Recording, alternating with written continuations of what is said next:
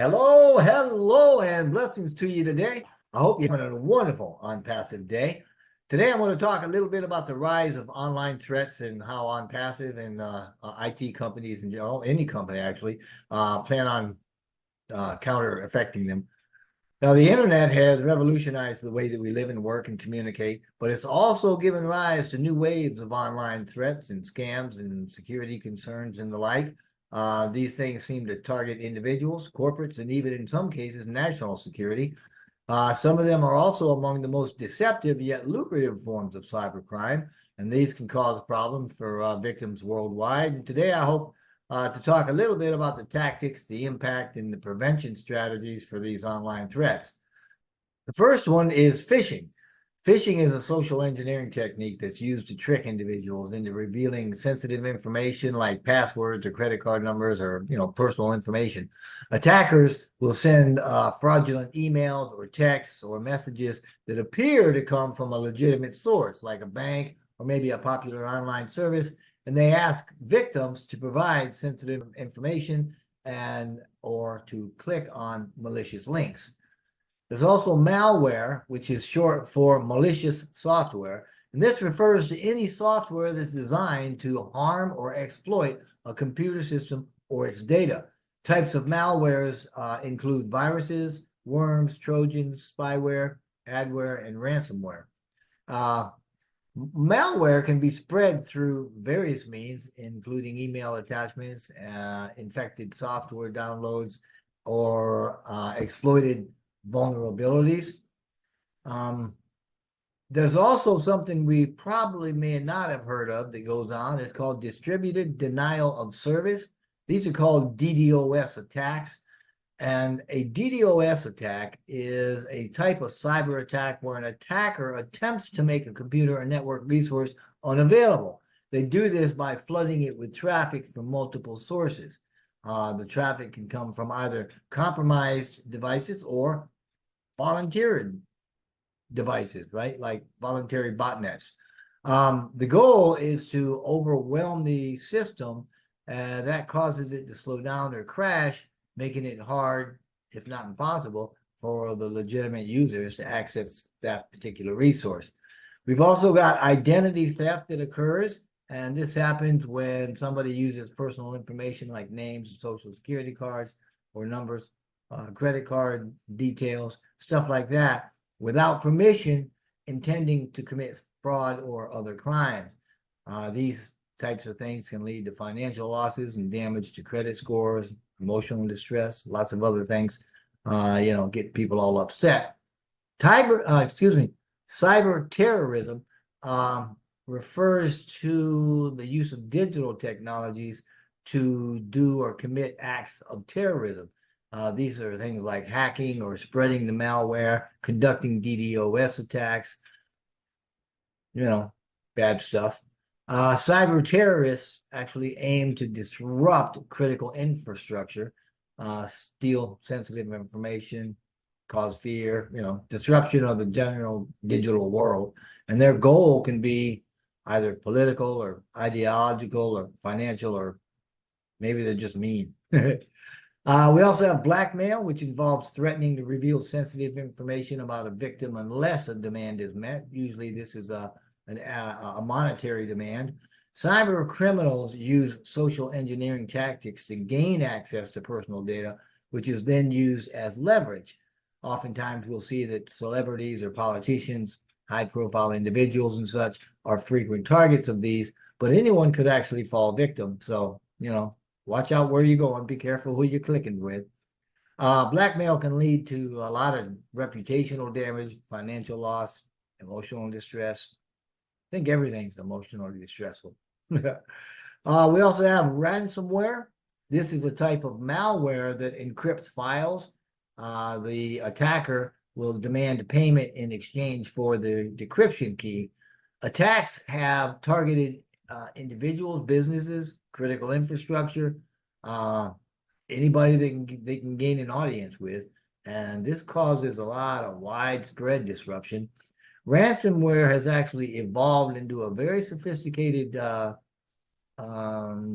trap, if you will. There are variants. One of those variances is what's called a double extortion, where data is not only stolen, and so they're demanding payment or demanding something from wherever it was stolen, but the information is also sold on the dark web, which gives the attacker a double payday, so to speak.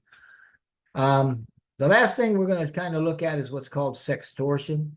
Sextortion involves coercing victims into performing either sexual acts or providing intimate content, often through fake online relationships or compromised accounts.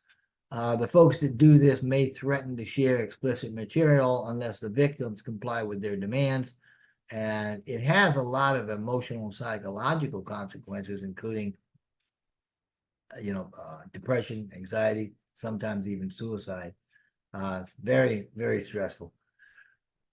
Tactics and strategies used for these attacks, for everything that we've been talking about and for the activities of these cyber criminals, they include phishing and social engineering, exploiting vulnerabilities in software and systems, using compromised accounts or fake profiles even, and leveraging fear, tough word, and emotional manipulation. And the impact of these attacks that has on these folks that are affected by it include things like financial loss, emotional distress, emotional trauma, damage to their reputation, and in some cases, even, the compromise goes as high as national security. The strategies for prevention of these types of things include awareness campaigns, education and training, obviously, strong passwords, multi-factor authentication, regular software updates and patching, backup and data encryption, that sort of thing. Sometimes you have to get law enforcement collaboration or even international cooperation involved with the whole thing.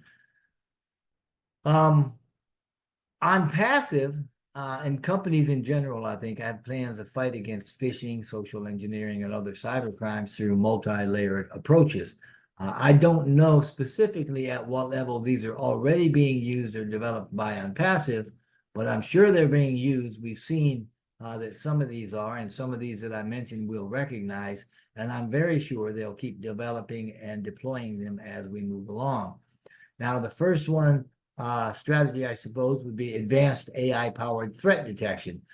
This kind of tool uses machine learning algorithms to identify and block phishing attempts, suspicious activities, and potential vulnerabilities. We also have intelligent security and analytics. This capability allows analyzing network traffic, user behavior, and the system logs so that we can detect and respond to threats in real time. We've also got automated vulnerability management. Now, this strategy allows continuously monitoring and patching software and systems to prevent exploitation of known vulnerabilities. I know that Mr. Mufareh has talked about this and has had teams in ONPASSIVE checking out their software and their systems before. There's also identity and access management, implementing authentication, authorization, and accounting protocols. It's called AAA protocols. Doing this ensures that only authorized people have access to systems and data. We also have social engineering awareness training, and this training is about educating users about these things: phishing, social engineering tactics, the emotional manipulations that would empower them against attacks. Another one is AI-driven incident response, and this strategy allows for a very quick response to and containment of security incidents with AI-powered tools and expert security teams. Obviously, we know that Mr. Mufareh and his teams are involved with these things. We have collaborative threat intelligence, and this is done through the sharing of threat data and best practices with other organizations. We're able to stay ahead of emerging threats. We have continuous security monitoring, and this is a continuous monitoring that allows us to regularly assess and improve our security posture and to address evolving threats. There's AI-powered penetration testing. This focuses on identifying vulnerabilities through simulated attacks and remediating them before they can actually be exploited in the real world. And number 10, user-centric security design. Software and system design like this allows developing solutions with user experience and security in mind. That's the focus of it, right? It makes security initiative intuitive, and it makes it very user-friendly. Now, all of these cyber threats that we've talked about are constantly evolving, and it's essential to stay informed and take proactive measures to protect yourself and your organization from them. Keep your eye out, be aware of what's going on and how your computer's acting, and actually look at things before you open them up. That's because all of them can be devastating online scams that eventually are going to require some kind of a responsive action, or maybe even a comprehensive response. Something big might happen. But by understanding the tactics and strategies, these cyber criminals, we could develop effective prevention, mitigation measures. You can also get some international cooperation in law enforcement if needed. But individual vigilance is really crucial in combating these. That way you can, for your own sake, ensure a safer online environment. But regardless of all that, by implementing measures like what we've talked about, ONPASSIVE aims to provide to use Mr. Mufareh's word, robust security solutions to protect us all against phishing and social engineering, other cyber threats, to keep our digital environment safe for users. So thank you for listening. I hope that you have a wonderful, wonderful day. If you'd like to, you can scan the QR code here or click the link in the description box below to visit our website, check out our free stuff. Please also remember to comment, like, and subscribe. But whatever you do, I wish only blessing and blessing for you and yours. Thank you so much.